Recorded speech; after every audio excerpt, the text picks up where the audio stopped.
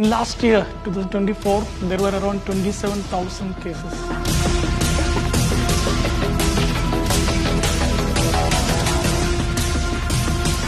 Why is it increasing in Kerala?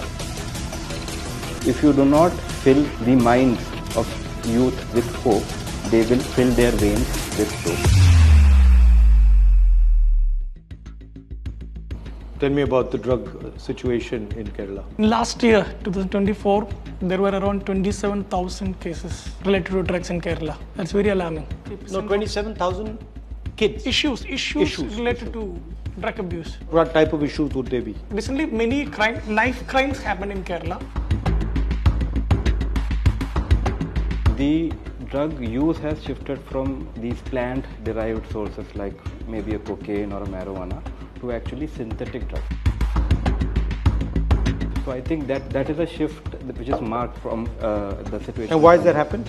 Ease of production, sir, one thing. And from what I understand is, when you're talking about synthetic drugs per se, the high that you get is immediate and very potent, as opposed to say a ganja, marijuana that you're trying to smoke. And when you're talking about synthetic drugs, the sooner that you get high, same is the crash, and then you want it again, crave it again. Is it also connected to unemployment? Because generally if people are employed, they don't get into these type of activities. I think becoming like source of income also. Careers are increasing. So we can make money easy from selling drugs. Why is it increasing in Kerala? The availability have increased like anything. Then second, there is no fear of punishments, I believe. This is a phrase that I use. It is called as, if you do not fill the minds of youth with hope, they will fill their veins with dope. So many children now migrating from Kerala and other states to go to foreign universities for their graduation. The competition in this country is so huge, and apart from tier 1 cities, India is still very, not to use a bad word, backward in terms of career options and proliferation for children. Everybody, every parent is still looking at a MBBS, MD, and when they see no seats in MBBS, no seats in engineering colleges, these children become hopeless.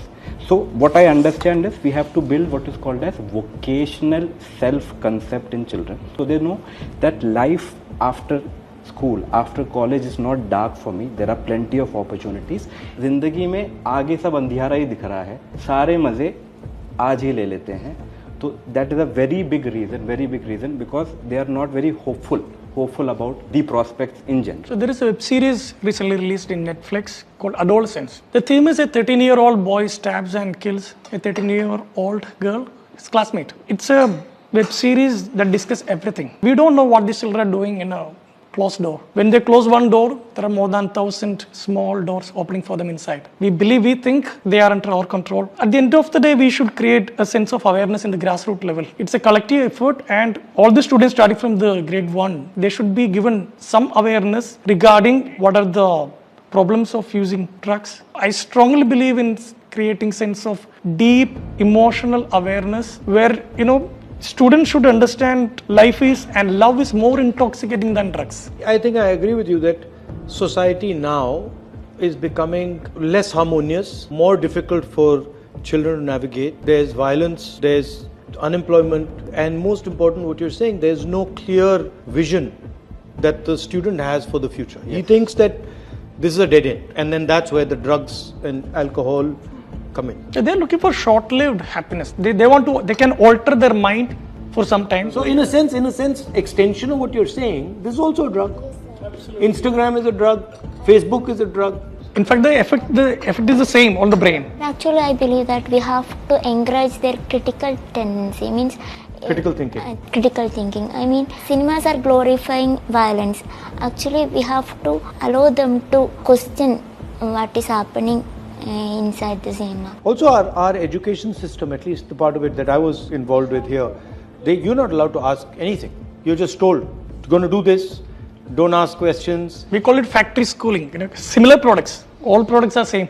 Schools have to take the responsibility to actually educate parents Educate parents about other avenues. There are more courses. There are greener pastures other than NEET and BTech. But that is also the idea of hierarchy and caste, no? Because everybody in India has decided that the modern Brahmin is the engineer, the modern Brahmin is the doctor, modern Brahmin is the lawyer. Everybody wants to do that. So what would you do if you were the government of Kerala? Number one is life skill education in children. So when I say life skill education, it is how to be assertive, how to have good emotional intelligence. Unlike IQ, EQ, emotional intelligence can be developed in a child. When you work on skill building, you have wonderful outcomes. So that is what I believe. I think two lines you said are very good and very apt. One is, if you do not fill students' mind with hope, they will fill their veins with dope. And the second one also is the concept of opening one door that opens 1,000 doors. So closing one door. I mean, the student closing their door, opening. No, but I've reversed it. Okay. I've said that the government should open one door that opens 1,000 doors for them. True.